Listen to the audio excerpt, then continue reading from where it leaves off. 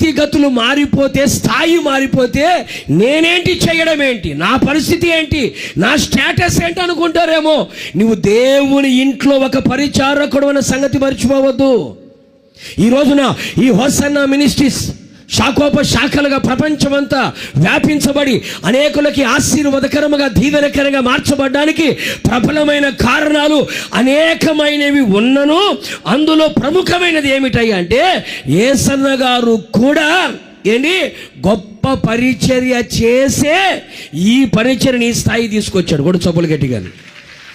ఈ రోజున నాయకులుగా ఉన్నవారే కానివ్వండి, సేవకులుగా కొనసాగుతున్న వారే కానివ్వండి, ఒకప్పుడు దేవుని సన్నిధిలో వారు చేసిన పరిచర్య అలాంటిది. హృదయపూర్వకంగా పరిచర్య చేశారు కనుకనే సనుగులు సంశయాలు లేకుండా వారికి అప్పగించిన ప్రతి పరిచర్యని నమ్మకంగా కొనసాగించారు.